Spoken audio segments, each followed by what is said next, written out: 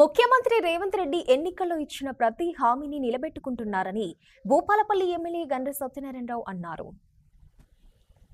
బుధవారం రేగొండలో ఎమ్మెల్యే గండ్ర సత్యనారాయణరావు పర్యటించారు. మండల కేంద్రంలోని రైతు వేదికలో అర్హులైన 38 మందికి 12 లక్షల విలువగల సీఎం రిలీఫ్ ఫండ్ చెక్కులను పంపిణీ చేశారు. ఈ కార్యక్రమంలో జిల్లా market committee chairman Gutoju Kishtaiah, మండల పార్టీ అధ్యక్షులు ఇప్పకాయల నరసయ్య, కాంగ్రెస్ పార్టీ కార్యకర్తలు, నాయకులు, ప్రజలు పాల్గొన్నారు. సీఎం రిలీఫ్ చెక్కులు 38 మందికి 12.5 లక్షలు ఈరోజు ముఖ్యమంత్రి నిధి నుంచి సీఎం రిలీఫ్ చెక్కులను అందజేయడం జరిగింది. ఈరోజు 5 లక్షల ఆరోగ్యశ్రీని 10 లక్షలకు పెంచి ఆరోగ్యశ్రీల కవర్ కానిటువంటి ఏదైతే వైద్యం ఉందో డబ్బులు పెట్టుకొని వైద్యులు చేసిన బిల్లులు ముఖ్యమంత్రి గారికి ఇస్తే వారు ఈరోజు 12.5 లక్షల రూపాయలు 38 మందికి సీఎం రిలీఫ్ చెక్కులను అందజేయడం జరిగింది.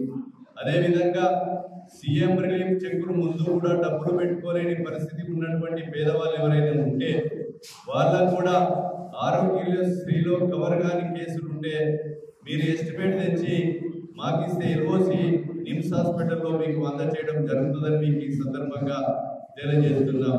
పారదర్శకంగా ఉండాలని, నిజాయితీగా ఉండాలని ఈరోజు మరి ఎస్టిమేట్తో స్కానింగ్ చేయించి నిమ్స్ హాస్పిటల్లో ఆ స్కానింగ్ రిపోర్టు ఎమ్మెల్యేకి పంపితే ఎమ్మెల్యే లెటర్ ఇస్తే ఆ లెటర్తోని ముందే మీకు ఎల్ఓసి కాగితం అందజేయడం జరుగుతుంది. దీన్ని గమనించవలసిందిగా కోరుతున్నాం. వైద్యం పట్ల ఈ ప్రభుత్వం చిత్తశుద్ధితో ఉంది.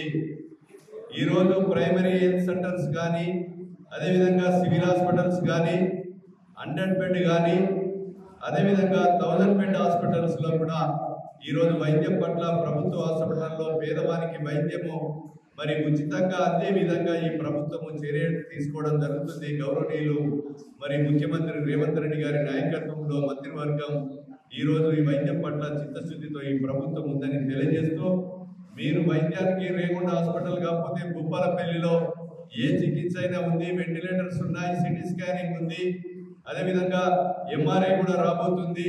అన్ని రకాలుగా ఖాళీగా ఉన్నటువంటి వైద్య పోస్టులే కాకుండా కార్డియా, యూరాలజీ, నెఫ్రాలజీ, ప్లాసెంజర్ ఈ బడ్జెట్ సమావేశాలు కాగానే కొత్త పోస్టులు కూడా వస్తాయి.